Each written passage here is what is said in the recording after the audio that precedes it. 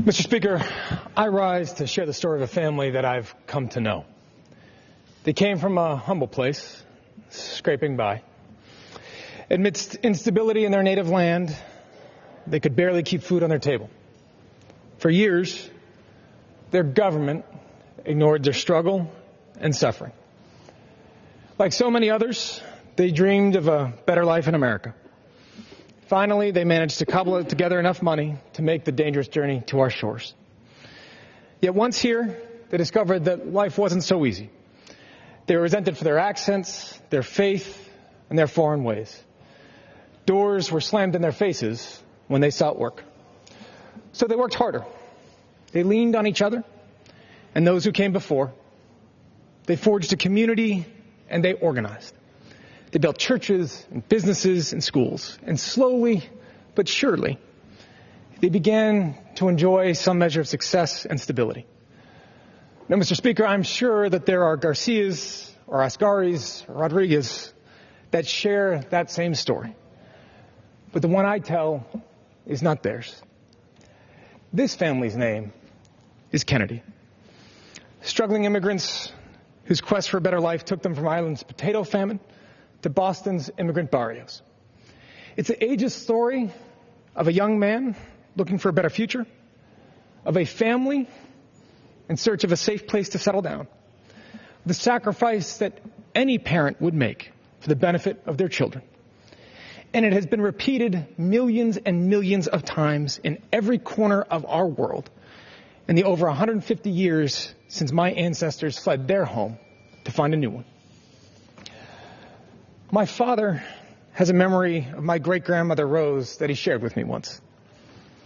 He was playing outside with friends one day when she called him in.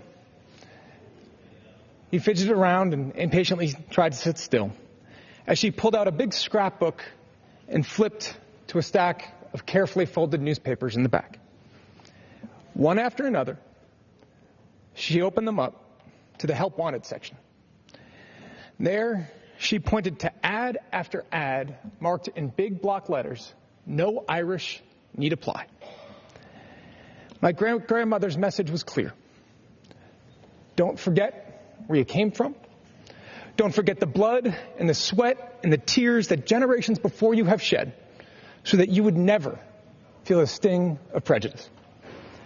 For my family and so many others, this became a deeply personal fight. In July of 1964, a young Attorney General named Robert Kennedy sat in front of the House Judiciary Committee. There, my grandfather urged Congress to act on immigration reform. Our system, he said, quote, is a source of embarrassment to us around the world. It is a source of anguish to many of our own citizens. It is a source of loss for our economic and creative strength as a nation as a whole. It is inconsistent with our principles and out of step with our history.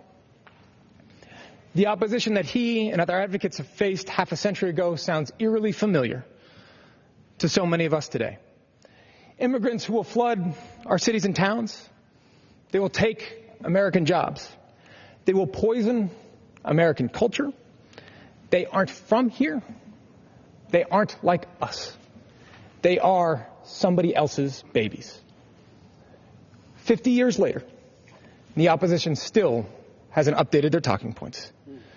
50 years later, our broken immigration system is still a source of embarrassment, but worse, of anguish and of loss. And 50 years later, we face a threat unlike almost any other we have seen in recent history. A president who has built an entire campaign and now an administration on scapegoating immigrant families.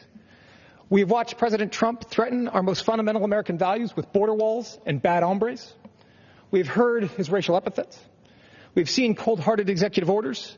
We have stood in horror as his administration sweeps the country with raids that appear unprecedented in their utter disregard for family, community, and common decency. Which is why I stand here today, on the eve of St. Patrick's Day, the proud son of Irish immigrants and the humble beneficiary of our country's golden doors, to deliver a message to immigrant families. President Trump does not speak for all of us, and his immigration policies are opposed by leaders in Washington who do not take your patriotism for granted. We are grateful for your contribution to our communities, our culture, and our economy. We understand your willingness to walk to the ends of the earth, to navigate oceans and mountains and deserts and war zones, because every parent would do the same. We know what you've risked to give them a better future, but you sacrificed to be part of our United States. The gentleman's time has expired. Stand by your side in the fight ahead. Members are reminded to refrain from engaging in personalities toward the President. The chair recognizes the gentleman from California, Mr. Costa, for 5 minutes. That's unanimous consent to address the House for 5 minutes. Without objection. The gentleman's recognized. Mr. Speaker, I rise today to speak about the need for bipartisan and comprehensive immigration reform. I'm disappointed by President Trump's actions on immigration during his first 2 months in office. And to say the least, I do not say that lightly, because I want this president to succeed, as I want every president to succeed, because if they succeed, so does our country. But President's comments and actions to implement policies that don't hold up American values has me feeling very uneasy. To say the least, his erratic statements made on domestic and foreign policy that he's either taken back or corrected demonstrates a lack of diplomatic experience. For example, issuing an executive order to build a wall on the U.S.-Mexican border is not a real solution to fixing our broken immigration system. It does